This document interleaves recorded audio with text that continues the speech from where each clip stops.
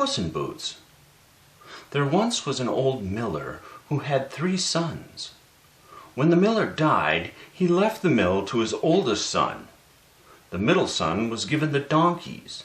The youngest son, a kind man who had always put his father and brothers before him, was left nothing but his father's cat. "What will become of me?" said the young miller's son, with a sigh, looking at his cat.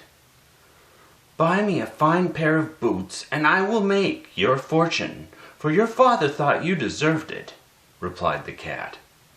A talking cat! The miller's son could not believe his ears. So the miller's son bought the cat a fine pair of boots, and the 2 of them set off to seek their fortune. After a while they came to a grand palace. "Wouldn't it be wonderful to live so grandly?" said the miller's son. Later, while the miller's son was sleeping, the cat went hunting and caught a rabbit. He put it in a sack and took it to the palace. "A gift to the king from my master, the Marquis of Carabas," said the cat, presenting it to the king. The cat went back to the miller's son and told him what he had done. "Now the king will want to know who the Marquis of Carabas is," laughed the cat. A clever cat! The miller's son could not believe his ears. Every day for a week the cat delivered a gift to the king, each time saying it was from the Marquis of Carabas. After a while, the king became very curious and decided he'd like his daughter to meet this mysterious nobleman, whoever he might be.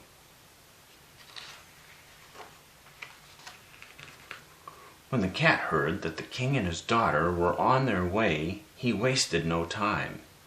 "You must take off all your clothes and stand in the river," the cat told his master. The puzzled miller's son did as he was told, and the cat hid his master's tattered old clothes behind a rock. When the cat heard the king's carriage approaching, he jumped onto the road and begged for help. "Your gracious majesty," said the cat, "my master was robbed of all his clothes while he was bathing in the river." The king gave the miller's son a suit of fine clothes to wear. "Please join us in the carriage," said the king. So the cat opened the door, and the miller's son climbed in. He looked very handsome in his new suit. The king's daughter fell in love with him at once. The cat ran ahead, cutting through the surrounding countryside. Every time he met people working in the fields, he told them, "If the king stops to ask who owns this land, you must tell him it belongs to the Marquis of Carabas." Beyond the fields, the cat reached a grand castle. He spoke to the people working in a field next to it, and discovered that it belonged to a fierce Ogre. The cat stood bravely in his boots and knocked on the castle door. "Who dares disturb me?" roared a voice from inside the castle. "I have heard that you are a very clever Ogre," called the cat. "I have come to see what tricks you can do." The Ogre opened the door and immediately changed himself into a great snarling lion. The cat felt scared, but he didn't show it. "That is quite a clever trick," said the cat, "but a lion is a very large creature. I think it would be a much better trick to change into something very small, like a mouse."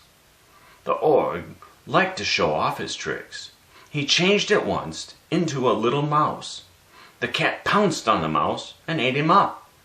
Then the cat went into the castle and told all of the servants that their new master was the Marquis of Carabas.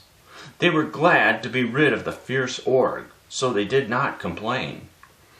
"The king is on his way to visit, and you must prepare a grand feast to welcome him," said the cat. When the king's carriage arrived at the castle, the cat was waiting to welcome him. "Your gracious majesty," he purred, "welcome to the home of my master, the Marquis of Carabas."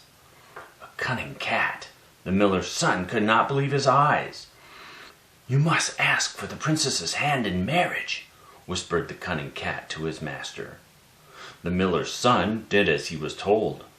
The king, who was impressed by everything he saw, agreed. Soon the Marquis of Carabas and his wife were married, and they lived a very happy life together. The cat was made a lord of their court, and was given the most splendid clothes, which he wore proudly along with those fine boots that the miller's son had bought him. The end.